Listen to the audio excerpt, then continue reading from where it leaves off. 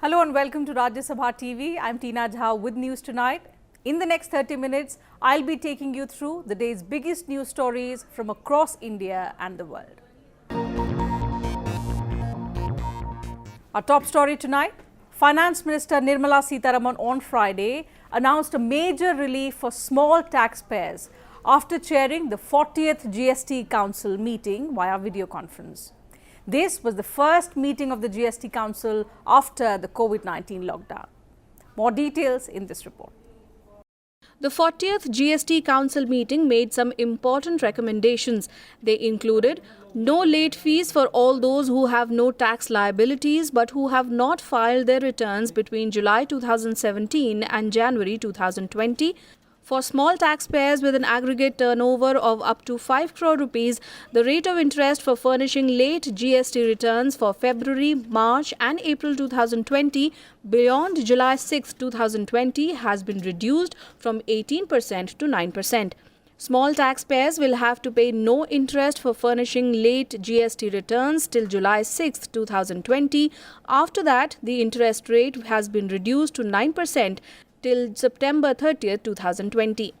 For all those who have no tax liability but who have not filed their returns between July of 2017 and till January 2020, there won't be a late fee at all if there is tax liability.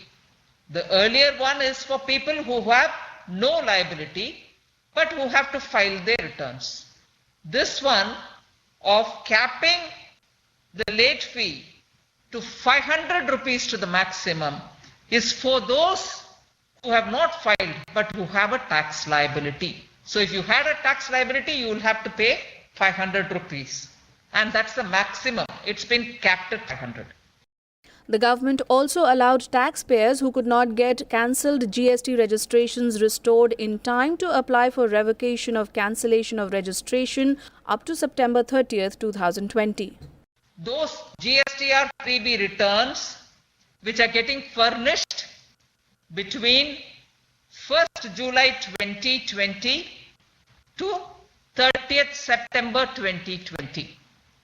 So, for those who have a liability, tax liability and who have not filed their returns between 1st July 2017 till January 2020, now if they choose to do it, they should do it between 1st July 2020 and the 30th September. So July, August and full of September, they have the time to file and pay up that 500 rupees for those who have liability. So this window is being given for this clearing up of the pendency. The Council will meet again in July to discuss how the government plans to pay compensation cess to states. Kriti Mishra's report for Rajya Sabha TV. And talking about the COVID-19 situation in the country, India on Friday recorded another day of high spike in the number of coronavirus cases. Almost 11,000 cases have been reported from across the country in the past 24 hours. Almost 70% of these cases are from 3 states, Maharashtra, Delhi and Tamil Nadu.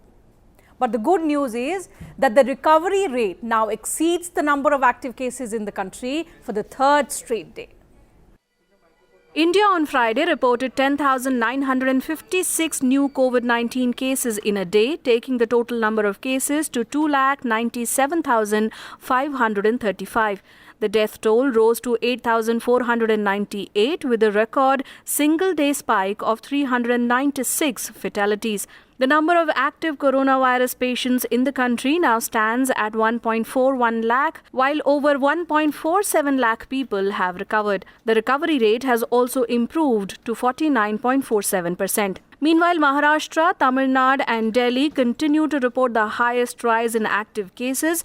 Maharashtra's COVID-19 count jumped to 97,648 on Friday. Amid the rumor of a full lockdown, Chief Minister Uddhav Thackeray has reiterated that another lockdown will not be announced in the state and appealed to people to avoid crowding. In Tamil Nadu, at least 1,875 fresh cases were confirmed in the last 24 hours. At 38,716, the state recorded the highest number of COVID-19 patients after Maharashtra. With 1,877 new coronavirus cases in the last 24 hours, Delhi's COVID-19 count has reached 34,687. However, Delhi Health Minister Satyendra Jain also said the lockdown will not be extended in the national capital. Next in the tally is Gujarat, where the COVID-19 cases rose to 22,032 on Friday. Rajasthan has reported 11,838 cases of coronavirus so far. West Bengal also saw a sharp increase in the daily COVID-19 tally, with 440 people testing positive in the last 24 hours. The coronavirus count in the state surged to 9,768.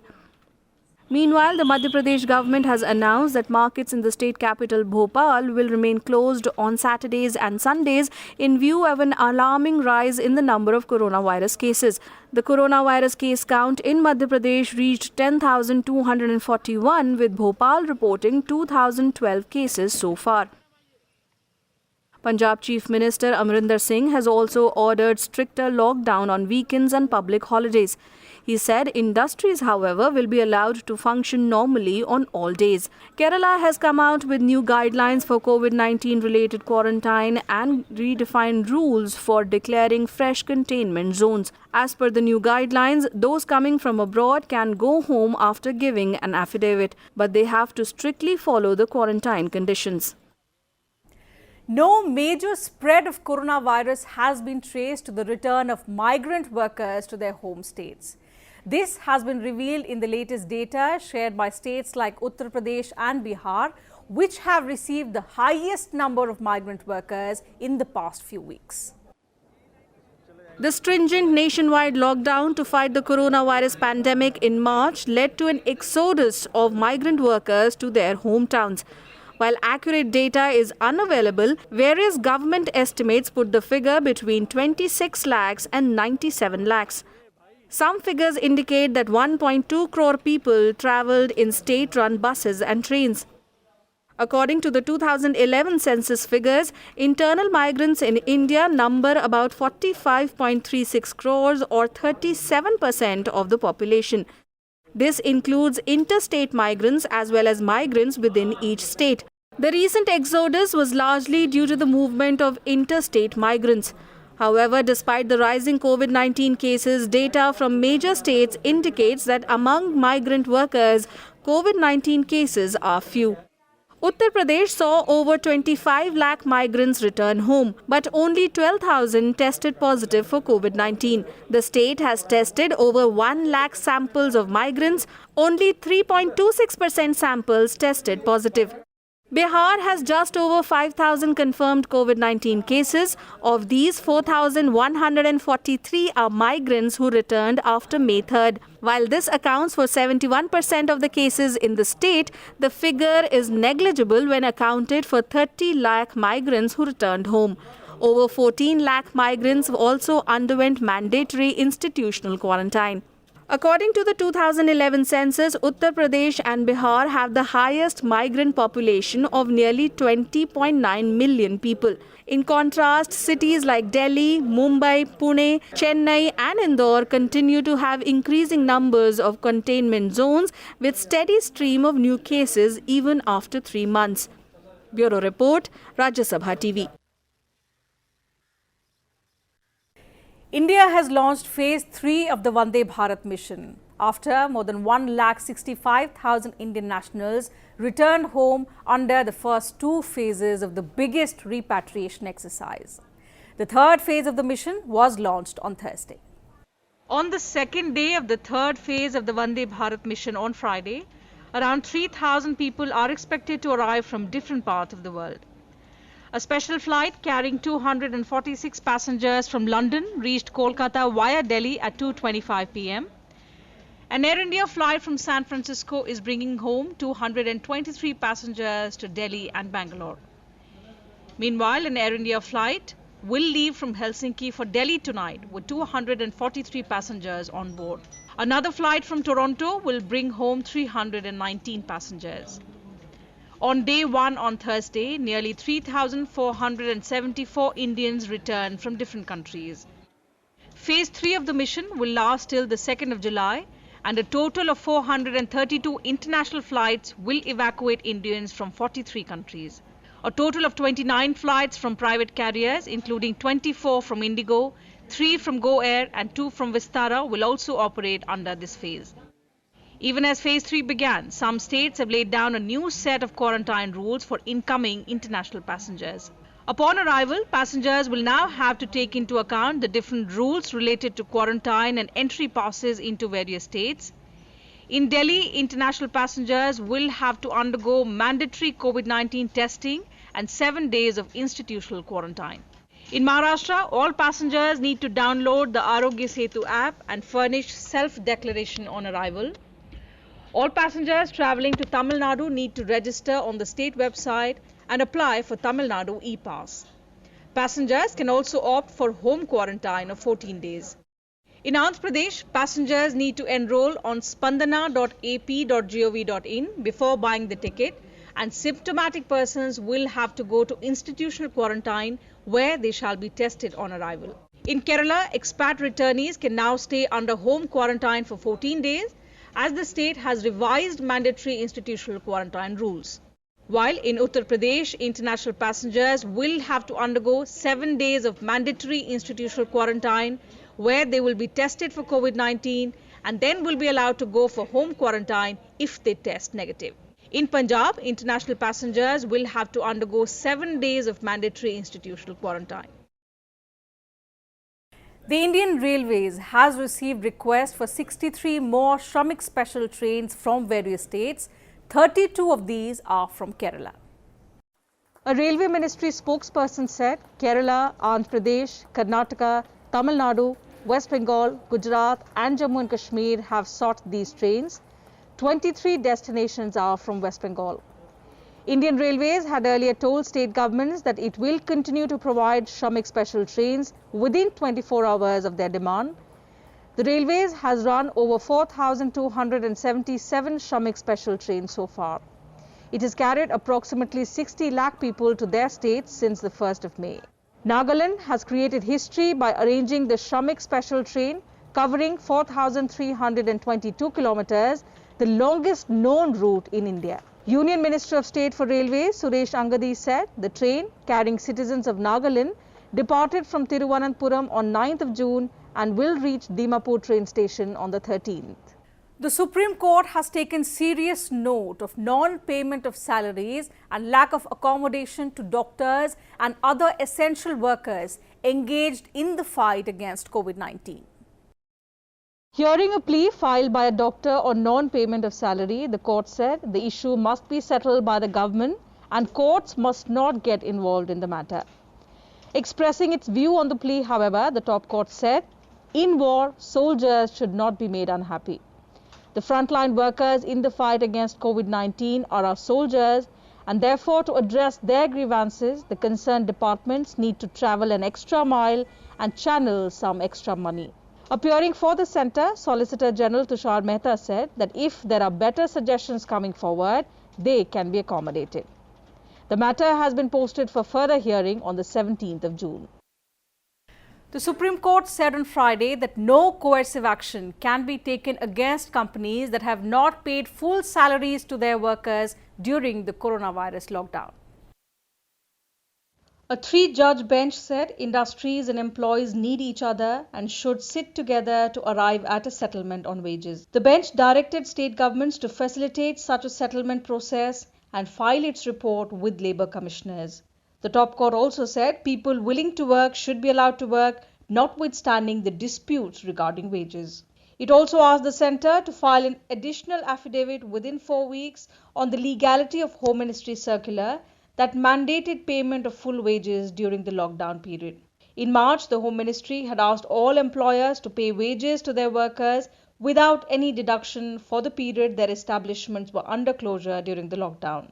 The bench posted the petitions filed by various companies against the March 29 circular for further hearing in the last week of July. The Supreme Court has asked the Finance Ministry and the Reserve Bank of India to convene a joint meeting within 3 days to decide whether interest on EMIs during the 6-month moratorium period till the 31st of August can be charged by the banks. The 3-judge bench said, and I quote, "If interest payment has been deferred for 3 months, banks should not add that amount to the payable money and charge interest on interest." Unquote. The bench said the question is not of a waiver of complete interest for the entire moratorium period, but it is limited only to interest charged on interest by banks. The apex court was hearing a PIL by an Agra resident who demanded a waiver on interest charged by a private bank, citing the relief announced earlier by the RBI on the payment of EMIs between March and 31st of August due to the coronavirus pandemic. The central bank had on 27th of March ordered a 3-month moratorium on EMIs till 31st of May in order to ease the financial burden on borrowers during the lockdown. This period was further extended till 31st of August by a recent RBI circular. The Supreme Court has termed as horrific the state of affairs in Delhi hospitals, with bodies being stacked next to the COVID-19 patients. Taking suo motu cognizance of the treatment being meted out to COVID-19 patients and the handling of dead bodies of people dying due to coronavirus, the Supreme Court has sought responses from both the centre as well as the state governments.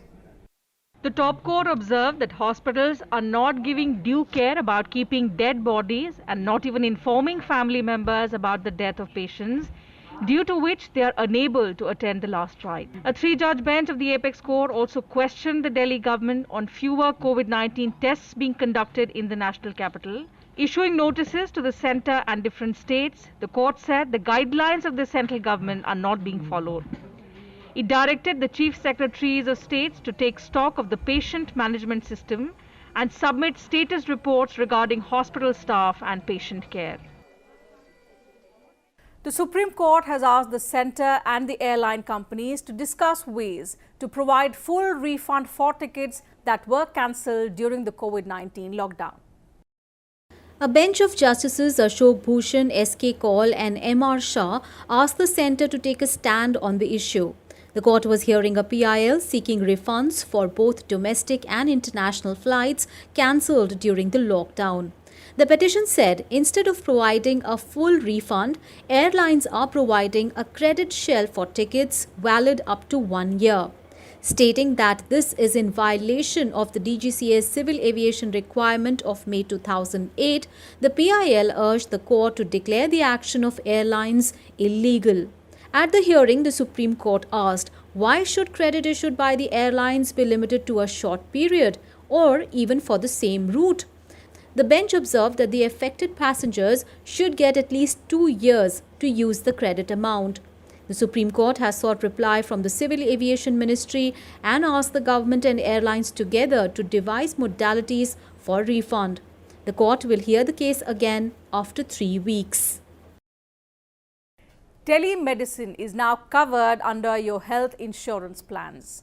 In a major relaxation, the IRDAI has asked the insurers to cover telemedicine under insurance plans. The IRDAI asked insurers offering health covers to treat telemedicine charges as any other claim in their settlement policy. Telemedicine is the usage of electronic or digital media for the distribution of healthcare services, especially when the patient and doctor cannot be physically present with each other. This means that anyone taking telemedicine consultation from a doctor will be allowed to claim the expenses under a health insurance policy, provided the policy covers OPD expenses. The move brings much relief amid the coronavirus pandemic, as health insurance policy holders may prefer to consult medical practitioners online or telephonically to avoid getting out of their homes or if they are in quarantine themselves. Some hospitals have also started offering nursing services at the homes of patients in order to reduce patients' visits for safety and better social distancing and avoid overcrowding in hospitals. IRDAI added that the provision of allowing telemedicine shall be part of claim settlement policy of the insurers and need not be filed separately. However, the norms of sublimits, monthly annual limits of the product shall apply without any relaxation. The insurance regulator's move comes after the Medical Council of India on 25th of March issued the telemedicine practice guidelines, thereby enabling registered medical practitioners to provide healthcare electronically. And talking about the phase-wise unlocking happening in various countries around the globe, the European Union Commission has asked member states to reopen internal borders by the 15th of June. On Thursday, the Commission called upon countries of the Schengen area to lift travel restrictions put in the wake of novel coronavirus. My message is that you should open up as soon as possible, and the Commission recommends to do it already on Monday. I understand that members have been following the recommendations, the previous recommendations that said that you should take into account the epidemiological situation in this country. But now we have reached a situation where this situation is really improving in all member states. In addition, it also asked the 27-member bloc to gradually reopen borders for non-EU travellers from July and draw up a list of countries outside the bloc for which restrictions can be removed. Some European countries have already announced plans to lift border controls for European Union countries. France will lift border restrictions for other European countries and the UK from the 15th of June. Travellers arriving from the UK or Spain will be subject to a voluntary quarantine. On the same day, Germany will lift border controls with Switzerland, France, Austria and Denmark. Italy and the United Kingdom have already opened their borders to EU countries earlier this month, while Russia reopened its borders partially for those travelling abroad for work, medical or study purposes, as well as for taking care of relatives since the 8th of June. Spain also continues to relax lockdown restrictions. Cinemas in Spanish capital Madrid have reopened. On Thursday, residents enjoyed a movie on the silver screen for the first time in 3 months amid new safety measures. Wearing masks and maintaining social distance, the audience filled only a third of the seating capacity. On Thursday, Russia rolled out the first approved COVID-19 drug to treat patients. First deliveries of the new antiviral drug, registered under the name Avifavir, were made to some hospitals and clinics across the country. An experimental drug developed by an Australian researcher is also holding promise for COVID-19 patients. It controls formation of blood clots responsible for breathing difficulties, organ failure, stroke and heart attack.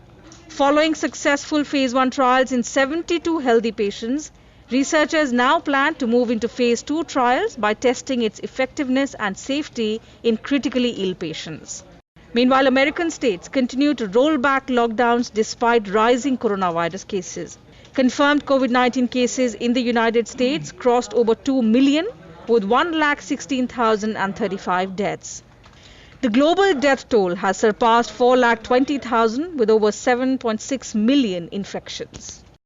In some other news, Rajya Sabha members are being urged to ensure that railway tickets that they book but do not avail are cancelled, failing which recovery would be made from them. A bulletin to this effect was issued by Rajya Sabha Secretary General Deshdeepak Verma.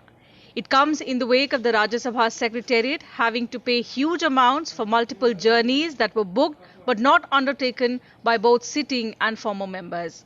At the behest of Chairman M. Venkaiah Naidu, the Rajya Sabha Secretariat did an analysis of the bookings and the actual journeys that were undertaken by Rajya Sabha members. It was found that a former member of the upper house made as many as 63 bookings on 23 days in January 2019.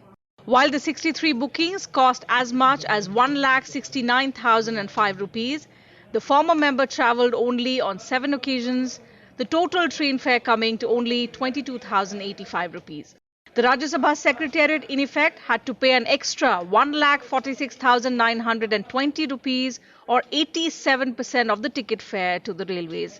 In another case, a sitting member performed journeys amounting to just 15% of the money paid on booked tickets. The Secretariat had to pay 85% extra for journeys that were not performed for tickets that were not cancelled.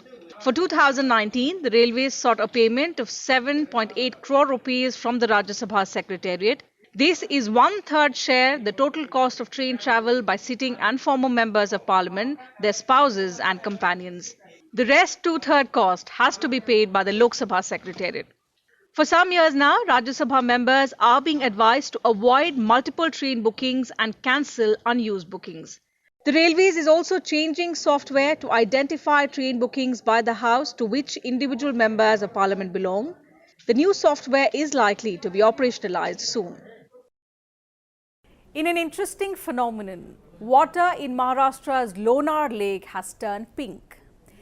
Experts attribute it to the salinity or presence of algae in the water body.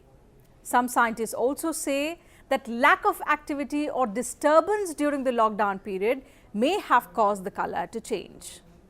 The Lonar lake was formed about 50,000 years ago after a meteorite hit the earth. We leave you with some visuals of the Lonar lake. Thank you for your time. Take good care of yourself and your families. Stay healthy, stay safe. Good night.